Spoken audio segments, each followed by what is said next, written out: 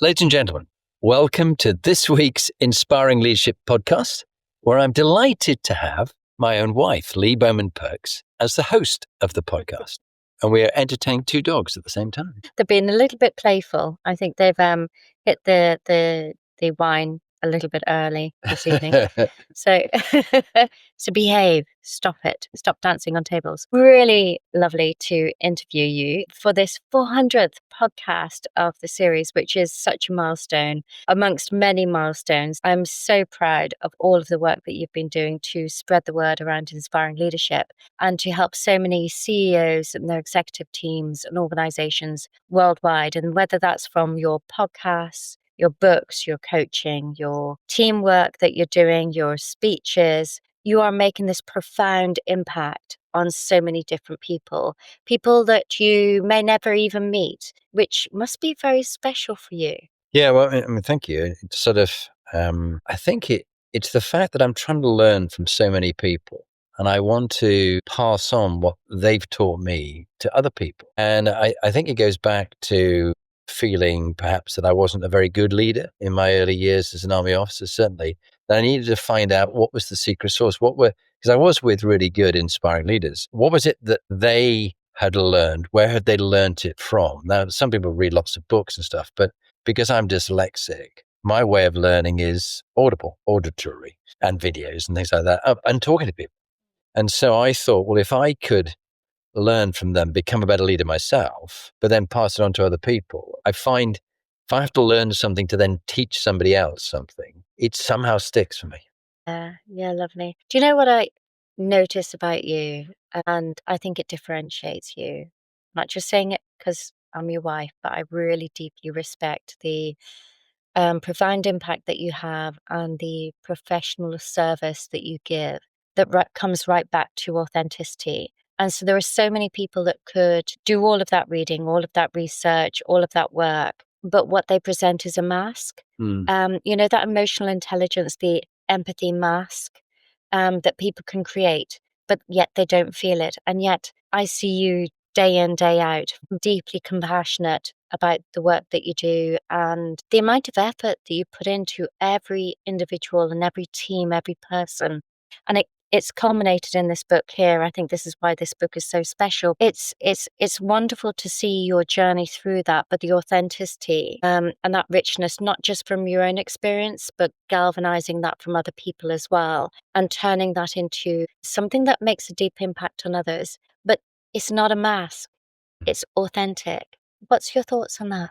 Yeah, I mean, this whole concept of mask has been very powerful to me, particularly in the last few years. The Japanese talk about the fact that we wear three masks. We have the mask you put on to people in public and social media, I suppose, these days. Then the mask that you'll share with your wife, your family, your children. And then the mask of the man or woman who looks in the mirror and they're just on their own. And they go, really, who are you? And I think in my early career, as I was trying to learn how to be an officer and a leader and that kind of stuff in the army, I think I was putting on various masks at boarding school and the army and the regiment, with the Scots Guards, who were a very elite regiment, with the paras, who were very sort of aggressive and assertive. I felt I had to be perhaps somebody else or put on certain airs and, I wouldn't say graces, but certain ways of being that wasn't fully me. But now I'm really happy with who I am, warts and all, as Shakespeare talked about. And I find the more comfortable I are with. It's not as if you're on the Christmas wine or anything like that. You're drinking non-alcoholic beer. I am drinking my Mash Gang beer, thanks to Damien McKinney, who we had as CEO Dione Life. He was on. And this is what he very kindly donates for the Ride to Inspire and for our clients at the book launch. The fact that you're comfortable in your own skin, it takes a while to get there. Like, how can people get there quickly rather than feel they have to act and be somebody else? Yeah. So I'm curious, 3 masks. Mm-hmm.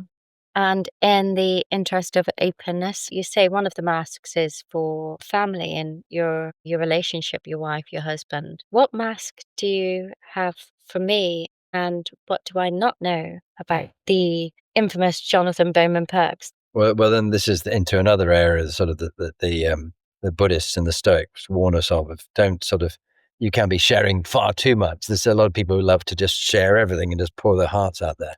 But I think the lovely thing, and that is part of the strength of our relationship, you do know me, warts and all. You actually know Mask One. And I don't think I wanted to share Mask One with anybody before. But, you know it. You can tease me about it. But also, you're very kind about the fact that you do know Mask One. So you know what I'm like with my faults and my blemishes and mistakes I've made in the past, and you still love me. And I think that's very special. Yeah. Thank you. I love that. I wish I could say the same about myself. I'm not as evolved as you. Work in progress. We're all work in progress. I'm still work in progress, don't worry. Yeah, absolutely. But I'm working on you. Right. Talking about work and the great work to be done. The CEO's Compass, which is the most important thing to be talking about in today's podcast, the 400th podcast, a real celebration, how to navigate your team through turbulent times. And these are truly turbulent times. You know, when we think about what's happening around the world at the moment, from turmoil to uncertainty, insecurity, Cold War versus potential war, corruption, the strongman type of leadership, it's a real interesting time for humanity at the moment, and no better time than to really go back to the very core of leadership and what it means, because leadership actually does mean you have power, you have influence, you have impact, and the decisions that you make today in the here and now have a profound impact on the success of your home life, your community, your organization, your teams, but also on society, on a country, on a global agenda. It's a really fascinating time for a book like this to come out that gets us back to our very core. And what I love about this, not just because we've worked together tirelessly over several years to go, let's underpin this, not with soft platitudes that are pretty empty or little sound bites that you can push across social media. What does successful leadership mean? And then you bring it back to the very core of what makes an inspiring leader. So inspiring, coming back to the Latin word inspiritus, which means to breathe life into organizations, teams, cultures, yourself. It's a really important book of its time. It provides structure and it provides a framework. And also you are creating a platform to elevate the voices of those inspiring leaders that are out there through the book, through your podcast. Just tell us a little bit more about the work that you do today. I mean, the book itself, the title, The CEO's Compass, it could be called The Leader's Compass. I mean, what is for CEOs, it's for all leaders, emerging leaders, aspiring leaders, because a bit like you study what world class is like, why would you want to study what sort of second or third class leadership is like? I mean, why not sort of study what the best do, what the most inspiring leaders do? And those men and women, they've been on a journey. They were never born out of the egg, just perfect leaders, just thinking about... Apart from me. Oh, yes, true. Born, Thank just you. walked straight out. Here I am. Hello, global domination. But even when we think about our grandkids, from age sort of 9 months to almost 5 years now, they're evolving as people, but it really is who's around them, who influences them. And this is why I find navigating your team through turbulent times, this is a very, very turbulent time. And there's some really unpleasant people in leadership positions. And this is why we need really inspiring, authentic leadership more than ever. It's not only the bullies and the strong and the ones who can impose tariffs and others will get on. It's got to be, this is the time people are desperately looking for good leadership because there's such poor leadership around. People join great organizations, but they leave poor leaders. Yeah. Well, they vote for poor leaders. Yeah, they vote. And well, then you get the we leaders live with you get the leaders you vote for, don't you? consequences. Yeah. And I think this goes back to something to Air Marshal Sir Stuart Atha. Yeah. And he spoke about accountability and choice, and almost like at the very core of the compass. We can all have different value systems, and that's okay. It's okay to be different. It's okay to be authentic to who you are and what you fundamentally believe in and what you're motivated by, and you follow that journey. But I think there's something even before that, which is about this universal agreement around how we show up, how we are humane, how we are compassionate, how we take accountability. And I think the journey starts there. It starts with accountability, because actually you are blind if you can't start there. If you're going, if the problem is out here, it's not with me, then the starting point is off course already. You're really on something very strong there. And when I think of some of the offsites and the sort of coaching of CEOs or leaders I'm doing, the bit they get so frustrated about is that the people who work for them aren't taking accountability, or they eventually realize that they're not holding people to account and there are no consequences and there are no, so what if they don't deliver on time? And we'll touch on this perhaps in MQ, but MQ is around your values and your beliefs. And are you worthy of trust? Are you trustworthy? And I think as a leader, if you don't keep time and discipline, you're not treating yourself with respect. You're equally not treating others with respect. And I've seen this cascade down where they're not they don't hold themselves accountable, and they don't care if they run over by 10 minutes. I think it's only 10 minutes. But the next meeting that each of those 10 members of the board are having with their own teams, that's another 10 people. So that's 100 people. And those people in turn have other meetings which they're going to go to. So that might be 1,000 people in the organization very quickly, or even in other firms they're working with or clients who are messed around by this one leader going, oh, I don't care. I'm going to carry on rambling. And so you think, oh, it's only time. But actually being trustworthy on time, can people trust you? Yeah. I think there's some consequences as a result of that as well. So it's something you said through your book, also through your podcast, which is around, it's not like one big kind of intense action that creates this culture. It's lots of micro actions, lots of instances, which creates that toxicity. And if I were to look at the geopolitical system at the moment, we are kind of all bystanders, all these microaggressions or even macroaggressions. And I think this is relevant to business culture, those toxic actions and behaviors and attitudes, they become the norm. And you don't see it. It's almost like you don't fail suddenly, you fail kind of, for time. It's cumulative. It's a bit like radiation poisoning. You've been walking around Chernobyl. If you have a little dosimeter, it's picking up that you've got doses of radiation. And after a while, you're absolutely toxic. Yeah. Because you've accepted it all. You've soaked it all up. And I think it's a bit like, we use, for those listening, they won't see this, but, I'm holding a glass and it's got, the bottom 20% of the glass left. It's like an emotional bank account. You've got to top up an emotional bank account with people through your actions and you'll drain it down. But you can't ask for something from somebody else when your glass is empty. Like you can't pour from an empty glass. So if you're not looking after your health, for example, and your glass is metaphorically empty, you can't help anybody else because you're shattered and run down and ill and your immune system's poor. Yeah. Fascinating. So I'm going to turn to the book at this particular point.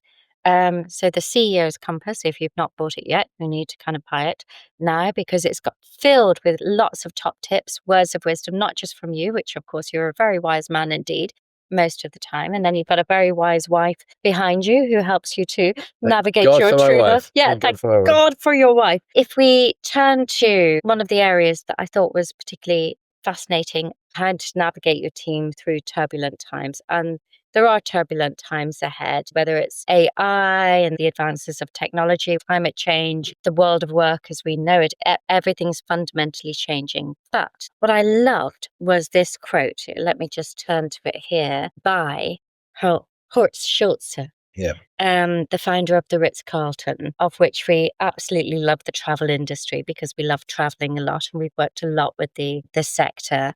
And he reflected around moral intelligence, values, so MQ, and belief systems. Excellence is not an accident. It's the result of high intent, hard work, and living in accordance with your values. Your destiny is shaped by the decisions you make. Integrity sets the standard for everything you and your organization will achieve. So what's your thoughts on that? Yeah. Oh, he just really nails it. And this idea of excellence and integrity, the values you have, what people can believe in you, that you're a person who doesn't gossip, who can have courageous conversations with people, that they know your values. I did an offsite the other day and I got the leader to almost like have a fireside chat like this and share what her MQ, PQ, and LQ was, what her values were. And that was really useful for the organization because they've got to know what do you stand for and what won't you fall for. And if people are so wishy-washy on their values and the values that they hold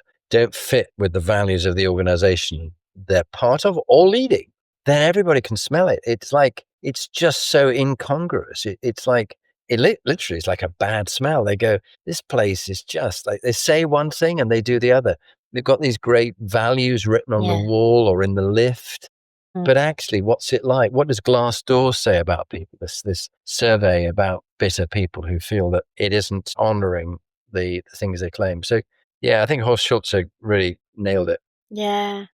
And also, from startup to growth, you interviewed the CEO of Remitly, Matt Oppenheimer, who is a phenomenal leader. But to go from startup up to growth worldwide is pretty significant. So to instill those values across the context and the dynamic of that it's quite a challenge. It is, and it can get diluted. They began something like 13, 14 years ago, and now they're NASDAQ listed, and they've got 3,000-4,000 people working for them. But when Matt and Josh began it, they sat down and they worked through the values they wanted to run their business by.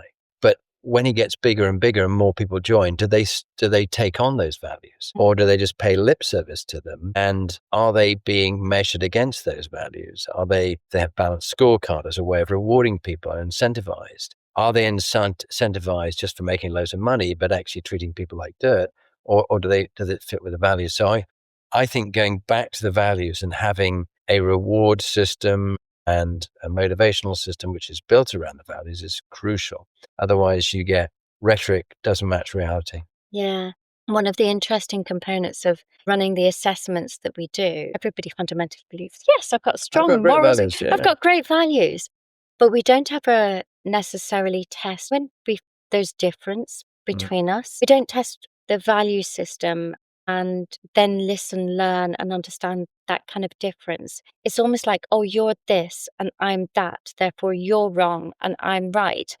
And social media are really driving that even more, so that division. So we actually feel far more separated and divided than ever, whereas actually there is something fundamentally around the moral intelligence quotient, which is the skill of listening, understanding, exploring intent. What was your intention here versus the action? So what's your thoughts? Yeah. I think intentions versus action is a classic question I always ask people. We judge other people by their actions and never their intentions. We judge ourselves as very fine people by our very strong moral integrity, and we intended to do the right thing. But people, they watch what you do. They're not interested in what you say. They go, I'm just going to watch Leigh and Jonathan. What are they actually doing? Does it match with what they say? Because just like children, they'll start copying how you behave. Yeah. So no, it's why it's true north on the compass of the 8 points. This one is the first one that you and I said it's got to be true north. It can't be magnetic north, which moves and changes. Many people do have their values based on magnetic north. I mean, I remember Groucho Marx. He goes, I do have a set of values. And if you don't like those values, over here, I've got another set of values. So they want to know that you're consistent. And how, if they wake you up in the middle of the night, are you going to make up some story? You're going to tell them the honest truth. Yeah. That's missing today in politicians and in many leaders, that you can't be certain that it's not fake news, or they'll deny it ever happened. Yeah. And that leads on nicely to purpose quotient, which is a key part of it. Character is fate. Yes, character is fate. Let's move on from moral integrity and values. The purpose quotient is the next one. And I want to draw out from the book a wonderful quote by Sherilyn Shackell, who we both have a lot of admiration for, because she has had a vision for the marketing community and actually advancing the talent that exists globally. And as a result, she set up the Marketing Academy. She's a phenomenal leader, very articulate, very inspiring to all of those that she's actually impacted the lives of. But she shared for your interview, Purpose isn't something you find, it's something you build day by day. When your mark becomes your calling, every Monday feels like a gift. Purpose transforms effort into passion and impact. So what's your thoughts? Yeah, I love this idea about living your life on purpose, not off purpose. And when you and I lived right next door to the Barbican, we'd walk through the Barbican, which is a very confusing place to get yourself around, but they have a little white line to take you through. And it's a bit like that you're actually on the line, but there's times in life where you lose the markings of where the line is and you drift off and you don't know that you're not living according to your values and you're not living according to what gives your life meaning and purpose, why you do what you do. That big why, which Simon Sinek made a whole book around, something which is essentially a sentence or two, that you've got to be very clear on your burning why, which is links to people's vision and mission of the organization. And a lot of people in this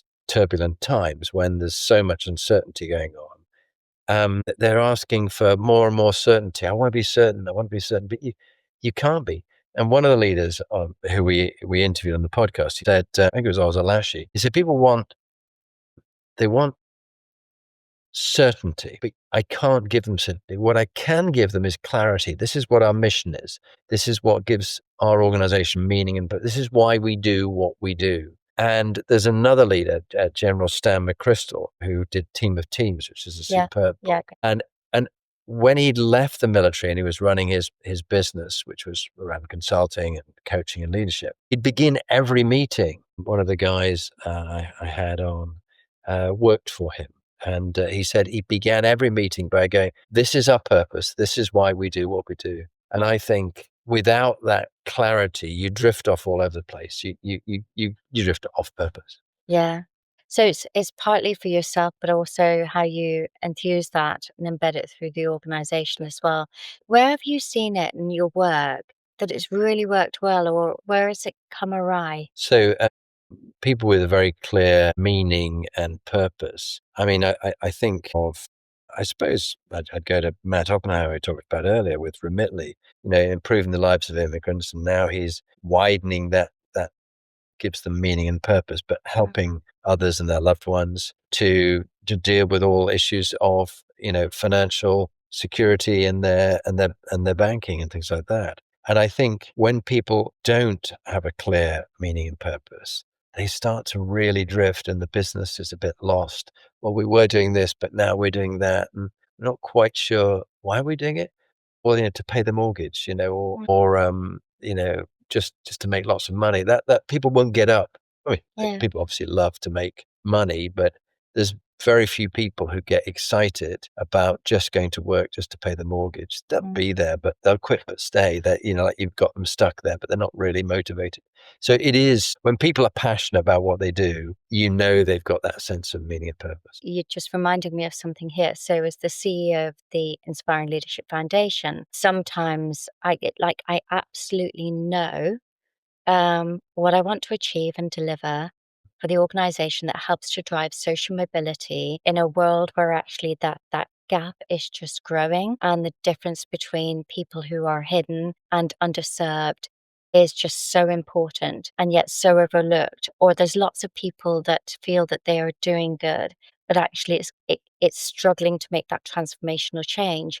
But through the journey of actually being a founder, that found mindset and having a clear vision. I don't want to make this gendered because I don't think it is necessarily gendered. But whether you have a superiority complex, so you almost like this is the mission and the vision we drive through, and you kind of you railroad through everything, no matter what is said to you by important people around you, versus an inferiority complex, which I sometimes feel that I've got, where I look at others and I almost like defer to them for their opinions, their thoughts, and those things navigate me off course. And then it takes me a while to come back and go, we're so completely away from where we should be and could be, and we're losing our impact because we are diluting the purpose and the cause. I think dependent on where you are coming from and the ego state that you are kind of coming with, that can have a huge impact on actually how on course you are.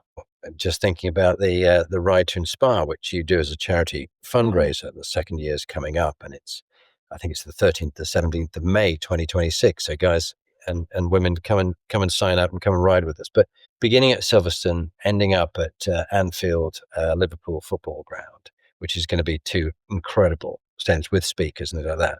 When people heard what you were doing, they bought into the meaning and purpose of the charity and of the Ride to Inspire, to raise awareness and also get some fabulous world-class speakers sharing issues on leadership. So you're a classic example of this. When you've nailed the sense of meaning and purpose of what you're doing and why you're the CEO of that charity, plus the charity is very clear about what it's doing, everything comes from that. This goes back to where you say in your book about personalizing your map.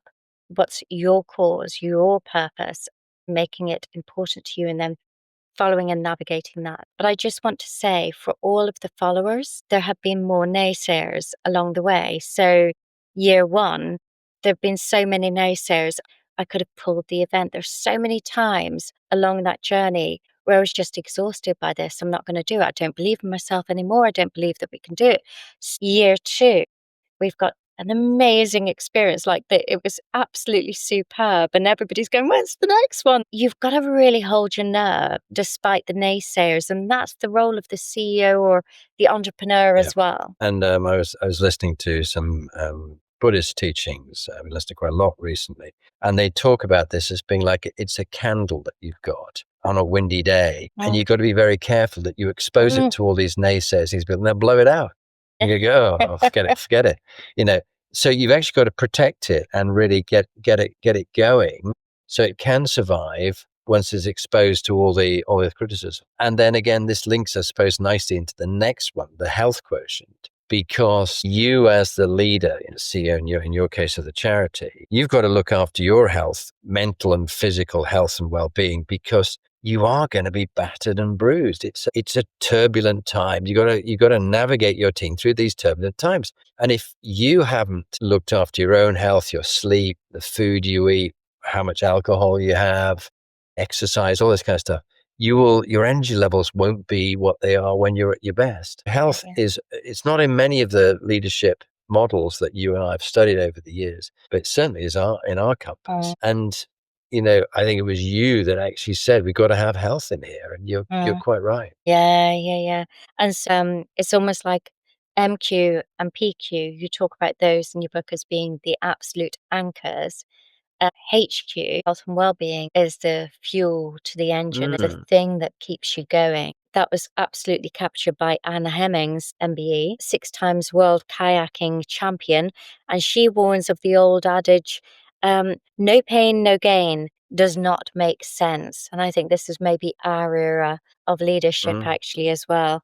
Without adequate recovery, you will compromise your performance, health, energy, and well-being. I should know it leads to burnout. So Anna's story in terms of actually suffering from chronic fatigue syndrome as a result of kind of pushing herself too hard.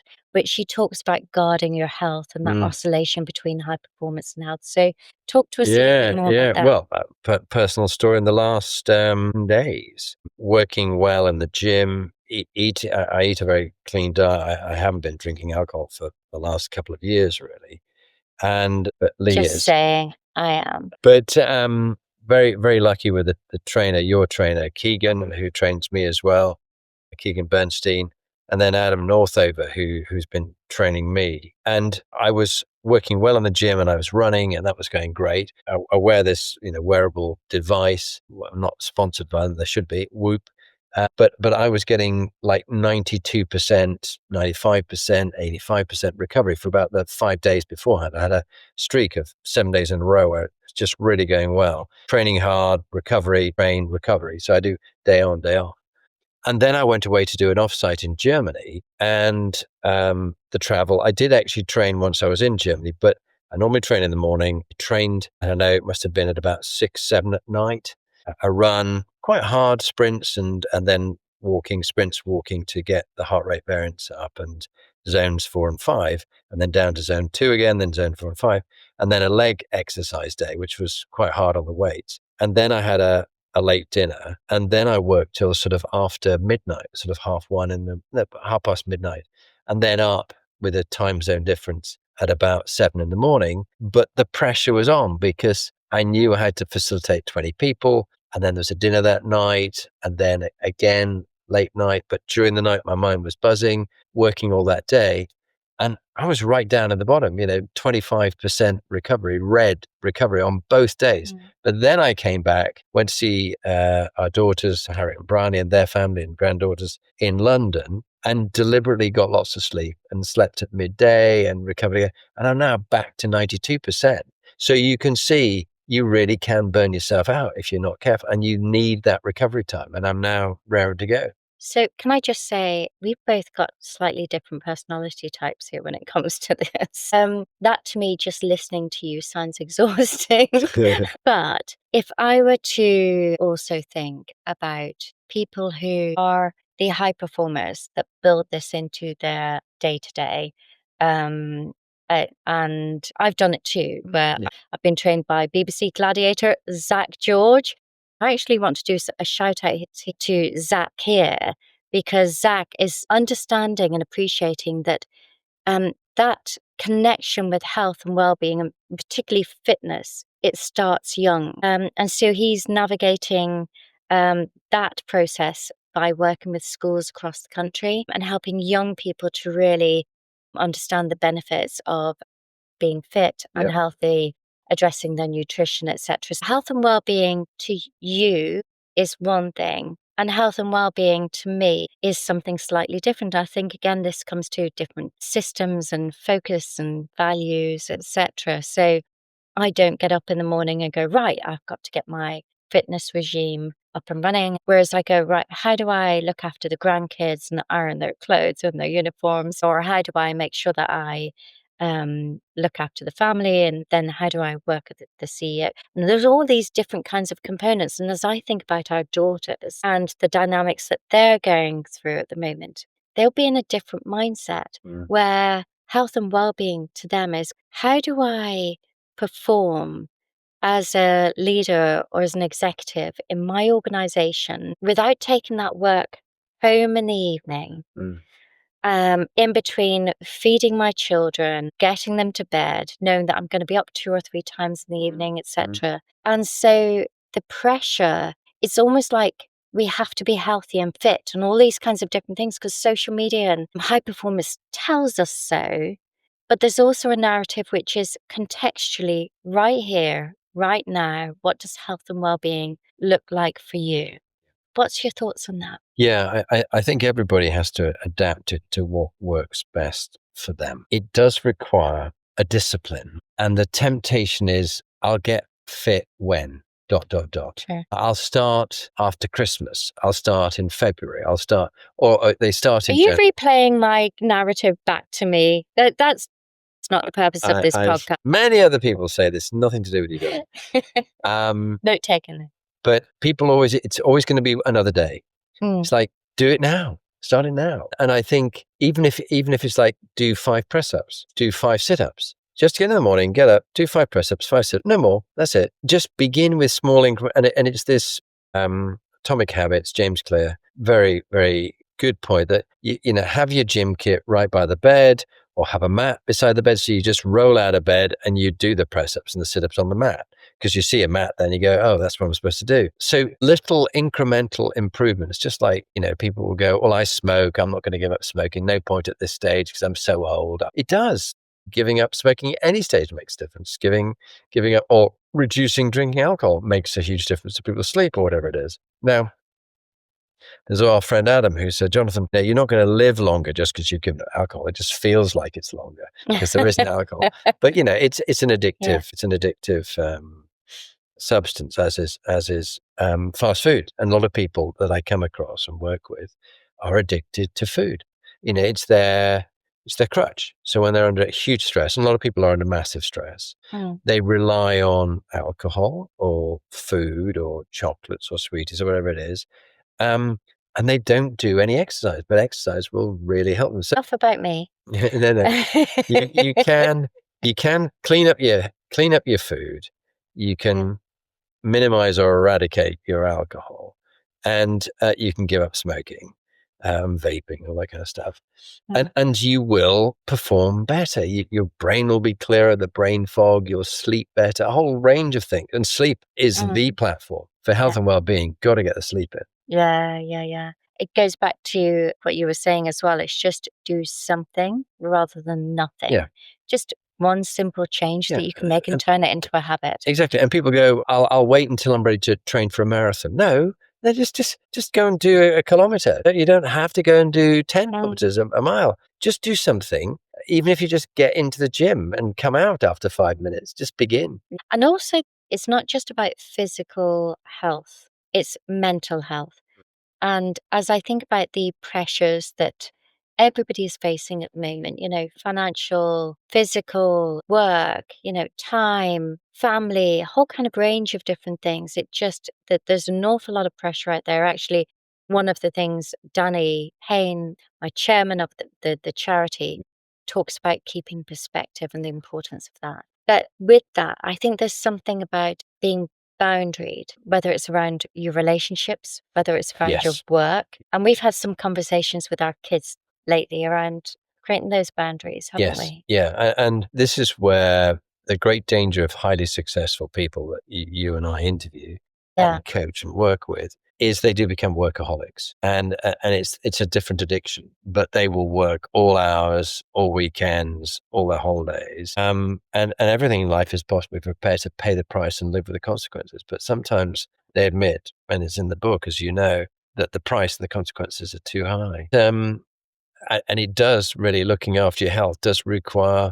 emotional and social intelligence. You've got to think carefully about what's right for me, what's right for those who I'm with, what's right for the environment I'm in. So that leads me on to Q, the next area of the compass, the next principle. And one of the quotes I love from here was Deanna Oppenheimer, who was actually my boss at one point at Barclays. So she was the CEO there.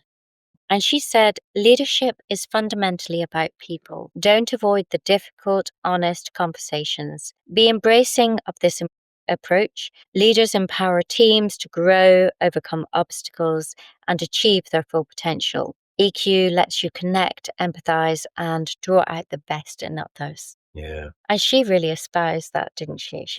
Yeah. No, I mean, she is. Not she was. She's still. She's still doing it. She's advising lots of boards, and she's chair, and she's non-executive director, and she has that ability to have radical candor. So she'll have some quite fearsome conversations with people. She could be quite scary, and she'd really call things out. And she wouldn't go for what we refer to as ruinous empathy, which is the other side. So, well, you're doing a great job. Don't worry about it. Oh, the fact you haven't hit your numbers. I mean, I had a conversation with one person the other day, and he said, yeah, there's only 3 of us have hit our numbers for this year. I said, well, what about the ones who haven't? There's no consequences. They sort of have a bit of a chat with them, but they don't really want to upset them too much. So it's like so actually there are no consequences really. And are they surprised that they're behind on the numbers when, only a few people are held? I get back to your point originally. Are you holding people to account?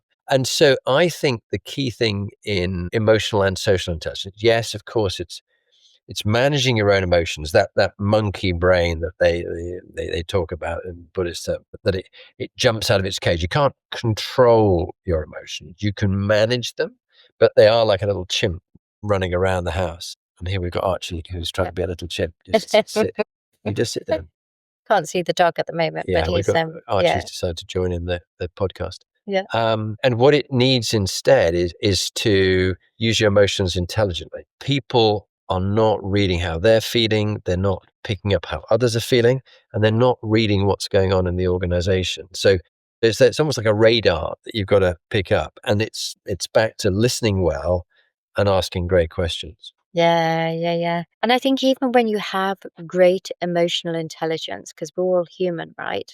And we can get it wrong. And it's particularly pertinent when we're exhausted, stressed, and given the environment at the moment and the fact that this is navigating your team through turbulent times. You could be a great leader, and then the context changes and the pressure is there. And with that pressure and with that context, so can your behaviors, so can your character, which feels so unlike you. It's not your normal.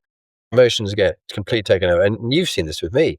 And you've been a great help to me when just something, I've made a mistake or something. Like, I can't believe how stupid I've been. I offended somebody or whatever it was. And you have to always like bring me down, because I just get like so upset about the fact I got it so wrong. And there's this inner talk that you have. So managing your emotions so you can think well and you can make good, rational decisions is it's quite a skill, and none of us get it perfect. And I know at times I've got it badly wrong. And it's literally, we are beta, as they call it in IT sense, that we're trying this thing out and we haven't quite got it right. So particularly with the skill of listening, I mean, you and I laugh about this fact that I'll go away and I'll be facilitating a team and coaching a CEO and listening really intently. And then I come back, you're having a conversation with me and I'll go, what, sorry, what did you say? And you weren't listening to me, or talk to me, talk like you talk to your clients. So be careful, everybody. Or not. Don't talk to me like you talk to me. But like, be as interested in me. I think it's that point. Is that I think a lot of people try really hard at work, and then they come back to their loved ones, and they almost give them a second class service compared to how they look after someone that they work with. Yeah. So it needs extra work. I have to say, you are the most listening, wonderful, caring husband that I've ever met so far. Of all your husbands? Of all my husbands so far. Just kidding. In it for life. You're stuck with me, mate. I hope so. So You're with me for life. Okay, emotional intelligence. And actually, I find this really hard. And I think coming from a life of conflict and a lot of turbulence and turmoil, my reaction is to lose my voice. And then when I try to articulate, I can't do it very clearly. It all becomes very discombobulated. And it's almost like knowing when conflict, when stress, when anxiety, all these kinds of things come into play. What's your dark side? What's the poisonous parrot? Whatever it is that starts to kind of come in and really change your behavior, your attitude. Yeah. And that leads us quite nicely onto the other part of the compass that you and I worked on, which was CQ, this collaborative cognitive intelligence, which is where you have to get on with people who are very different from you. Yeah. And a lot of people, I mean, our lunatic asylums are full of people who can only get on with people just like them. It actually is quite a defining thing. People who are mentally unstable cannot cope with a variety of different people. It's one of the definitions. Whereas the healthiest people like diversity, and we're hearing this as post-truth populism and polarization, them and us, the other. But what was your sort of view on CQ and how you define it? Because you've done quite a bit of work on it. Yes, so CQ is an evolution from IQ. So IQ was all about your own personal cognitive intelligence. When you think about how we were assessed as to whether we were fit and competent and the right person to lead or to work or to get a job, it was all about IQ assessments. And actually things have evolved and it's to a higher level. So if you took everything that you know and your own growth and learning, plus, if you were able to connect that with different people who are around you and bring that knowledge, wisdom, intellect, experience, everything to the fore, then what you've got is true wisdom. And then you can facilitate the best decision making. Yeah, and also you really brought in the diversity, equality, and inclusion is part of this. And I know it's gone out of favor for many of the right wing extremist politicians who think it's all too woke and that kind of stuff. But actually, the most diverse teams are healthier. I've been in teams that were all male, and then they started to get some women members into it, and the culture became much healthier, and the decision making less macho, sort of driven, and forgetting, what have we forgotten? Oh, the people. Yeah, well, they just got to get on with it. So I think it's really important. Is it massively so? And I think what's interesting is to kind of see that dynamic at play. If you were to observe how people are caught up in their own echo chamber because of power, because of influence, and the decision making that can happen as a result of that, is that diversity is no longer valued in the way or understood in the way that it should be. And people are too fearful to be diverse in their opinions, in their thought processes, or even to contradict. It's almost like we're creating a fear culture of which diversity is so suppressed. And it's actually being critical of people who are different. Yeah. And homogeneous sort of groups of people, they just want people like me. Yeah. Not like me, but like them. Yeah.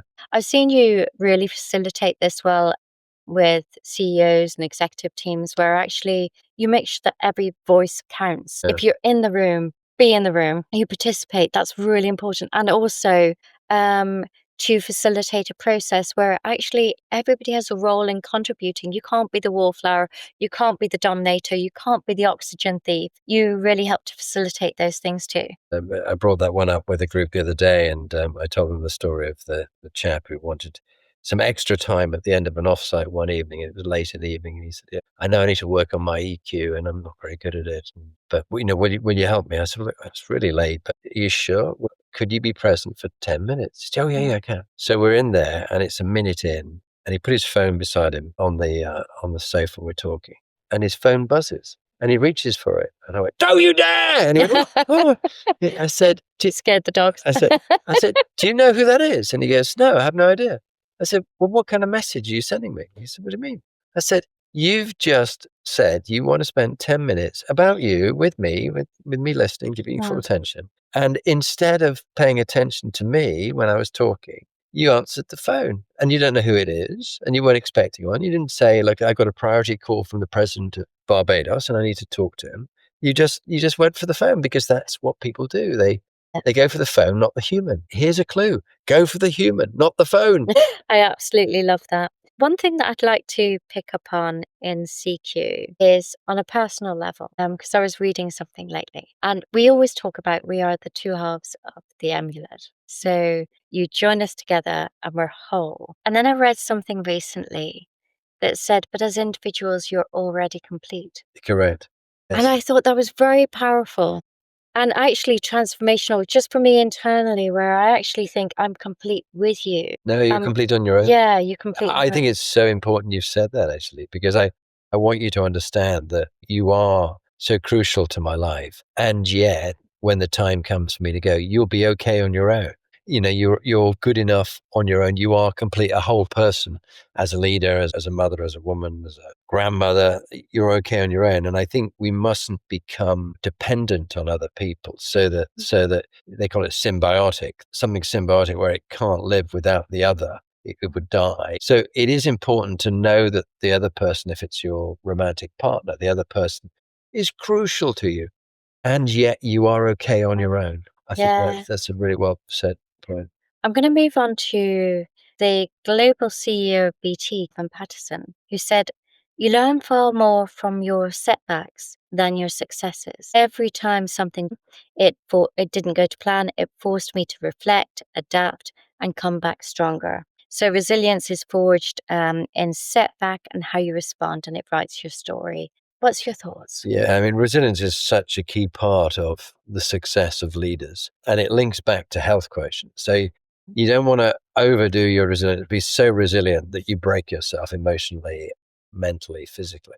But time and again, and as you know, I've had a number of military people with my background on this podcast. And it is their resilience that they talk about, whether it be climbing Everest or doing airborne selection or Navy SEAL training or SAS or Special Boat Service. And that is still very relevant in business. People need to be, in these turbulent times, people need to be really resilient in business. And so often, let's say a salesman going on a call, I've made 6 calls to them and it's just not working out. No, it might take the 7th or the 8th, and then it happens. And I've had people who I've been in touch with for years, and I thought that they weren't interested. They go, no, I just wasn't ready at the time. And they reach back out to me 5 years later and they go, I'm ready to be coached now. And you go, what? Yeah. Wasn't expecting that. So resilience in any walk of life is really important. They talk about it being anti-fragile, this idea that you can bend like a coconut tree on a palm tree on a beach in a storm. It's much more anti-fragile than an oak tree, which might just snap in a high wind and a storm. So learning to flex with it and then adapt.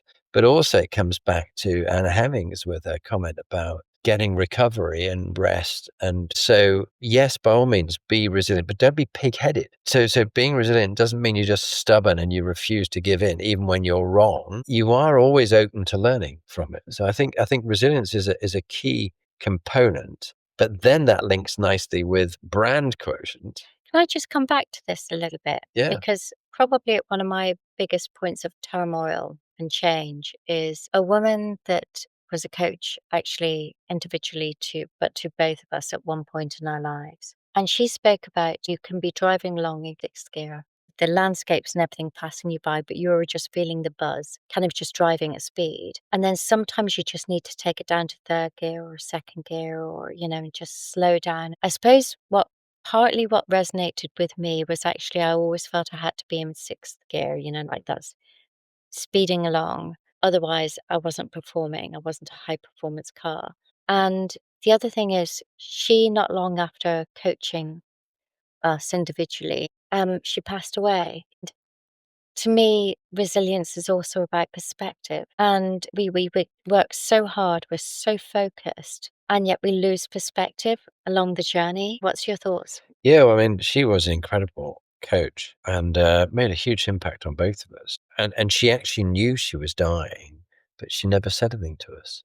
That was something that was like, I mean, I'm the kind of person, as you know in the book, I'll share what's going on. She kept it right to herself, right to the last minute, and just showed up. And perhaps a lesson for me, she made it nothing about her. Nothing about her. It was always about the person she was with, who she was coaching. And I think I sometimes slip into connecting with people by sharing something about myself. So I'm open with them so they can be open with me. And I think that seems fair, but it's a good reminder not to make it about you too much. It's always about the person you're leading or coaching. There is this human habit. You go, yeah, well, it's fine that you got this issue, Leigh, but let me tell you my story. People want to either talk over you or do that. But you'll get that in brand because people get 360 feedback and they get told that coach, she did 360 with me. She did it in such a way that she had everybody who worked for me when I was managing director sitting in the room with me, and I sat in the middle and they all gave me feedback with all of the others there. That took a bit of bravery, I must admit. It was quite tough, but it was good. It was good. That type of feedback facilitated in the right way could be very powerful. Did it work for you or didn't? It did work for me. Yeah, it did work for me. It was a bit of a wake-up call on some areas that I was getting a bit complacent on. But yeah, some leaders are not ready for that. And even when you collate the feedback for some people, they don't often want to hear it. I had one lady who was coming to the end of her time in a very senior role. And I said, we need to do some 360 feedback with you. She said, I'm not interested in what other people think. Yeah. And that's quite worrying when a leader's not interested. Yeah, I know you need this balance between don't worry too much what other people think. If you worry what people think about you, you'd be surprised how little they do. They're not thinking about you. They're thinking about themselves. Yeah. Yeah, take all that. But at the same time, I do think as a leader, you've got to have the mandate of their trust and respect. And if you've lost that, you need to know that in 360 feedback by an independent person. Yeah. And sooner rather than later. Yeah. Yeah. Which goes to Stuart Haire, the CEO of Skipton Group. And he said, the higher you climb, the easier it is to get insulated from real feedback. Yeah. That's why I make it a priority to seek out truthful perspectives. It keeps me honest, helps me see my blind spots, reminds me that leadership is always work in progress. Your reputation is built over time, but vulnerable to the moment. Make every interaction count. I mean, Stuart Haire at Skipton Building Society Group, really good man. I think the best leaders are really open to 360 feedback. It was interesting. The first Sea Lord, who was a Royal Marine Commando, and he's now in charge of the Navy, was saying because the Navy has had a system which is about the senior officer reporting on the next officer down, who reports on the next officer down, and so on, because they haven't got a proper 360 process, it's become quite toxic, their leadership, because it's always sucking up to the one above. And if your boss thinks you're fine, then you're doing okay. But actually that means that you could be horrible to the people below you, but they might not know about it.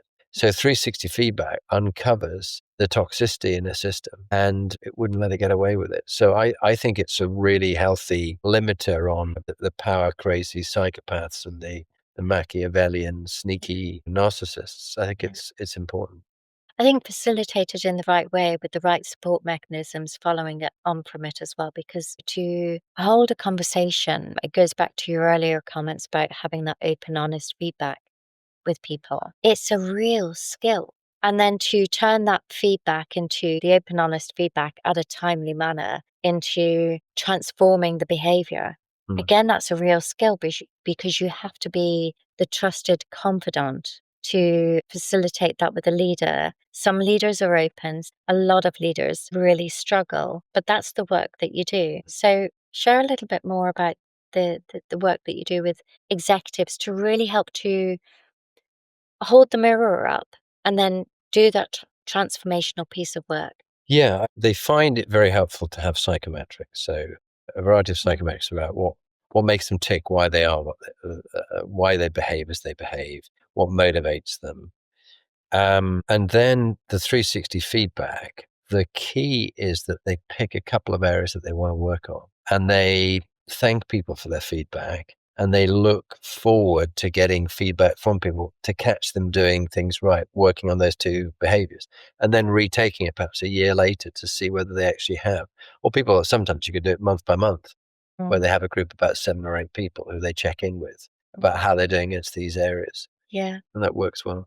Yeah, and I love the way that you focus the mind on what are the one or two big things that will make the difference in your leadership and in your impact. And I think one of the challenges is quite often with organizations is that 60 feedback and things like that are actually connected with performance management review systems. So actually it's reward based. And so therefore it becomes incongruent with what's trying to be achieved in terms of development. Are we if that's about brand, so Yeah. knowing who you are, what you stand for, how people see you and perceive you, and how you can respond to that and take accountability and responsibility and make some choices around it, we now come to my favorite. The final one. Favorite. That's probably a reflection of where we are in our lives right now, which is legacy is so important to us.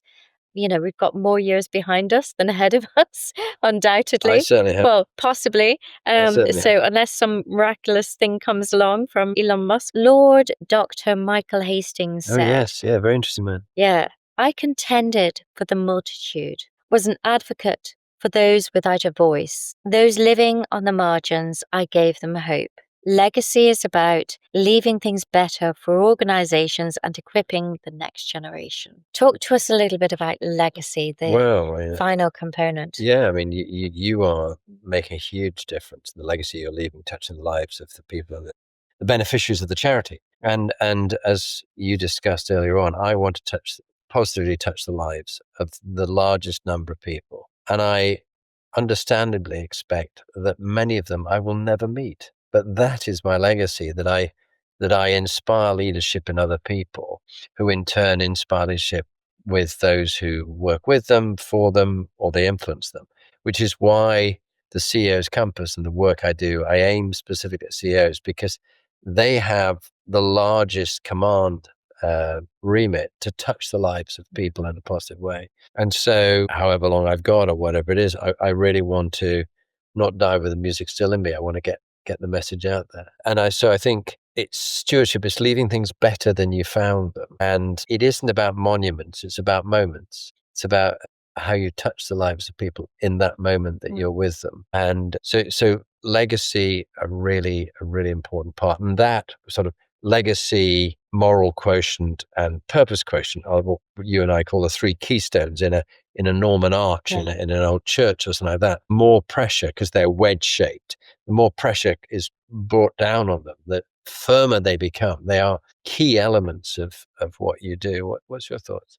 Yeah, legacy to me is we've got to be very conscious of, are we driving real positive legacy as well? So that goes back to the very core of accountability, responsibility, understanding when are we making a difference? Aren't we? And so just because we fundamentally believe in something, I think it can lead to certain biases that might be unconscious to us. And so we kind of feel that sometimes we can be in service of and go, oh, well, I'm doing good, whether as a charity or an organization. And sometimes we have to evaluate ourselves more critically. As a result, are we leaving a true legacy? Is the world better? Is our community better as a result of us being here? And if we go back to our value sets, or if our values are corrupted by aspects of greed and growth and toxicity and fear and all these, if it's corrupted, we might believe that we're fundamentally leaving a legacy, but actually it's the thing that can send our sons and our daughters to war. It's the thing that can, corrupt the decisions that we make. So I think legacy can be so profound and impactful as long as MQ is not warped and toxic. Yeah. Beautifully put. Well, it goes around all the way around the compass. It's all the way around the compass. Have we got time for a top tip? I think we do have a time for a top tip. So what's my top tip to you? Have your wife forever and ever and ever and ever and ever. You'll live a happy life. So what's your top tip? A happy wife is a happy life. So I think the usual format is I'll introduce myself. So I'm Jonathan Bowman-Perks.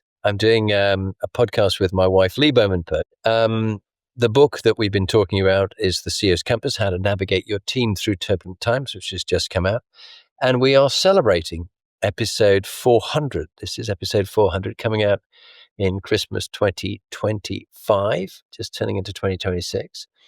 The top tips, I've got 3, I think, I'd like to have. The first one is I've been very influenced by Buddhist teaching, and I love this one. True wealth is not what you take from the world, it's really what you give to the world. And I think a lot of people are on to take, and they're not actually thinking about what they give back to the world. And the second one is a Chinese proverb, and that's that everything is hard until it's easy. Everything is hard until it's easy, which leads on to my third one, which is a sort of the military maxim, which is about discipline and hard work. Because I look at those 400 leaders that I've interviewed and our own lives and our experiences and the people we work, and the ones who are really good leaders are prepared to be very disciplined, whether it's about the time or the commitment or the hours you're putting into your executive MBA or what you do for the charity, Leigh. It's also the hard work combined with discipline. So you actually you can't just turn up and think it's all going to be all right in the night. Planning and preparation prevents particularly poor performance. And you've got to be prepared and you've got to do the hard work, and then it looks easy. So everything is hard until it's easy. So lovely having you on the podcast. Thank you very much for being the host. And thank you very much, because your generosity and your own legacy is helping to make a difference to the charity as well. So I know that you're donating all of the profits from the CEO's Compass to our charity, the Inspiring Leadership Foundation, which is really helping people from hidden communities, women and girls, and young people that are really facing disadvantage and struggles and strife, really helping them thrive and achieve their full potential. So thank you so much for donating the profits. Thanks, Leigh.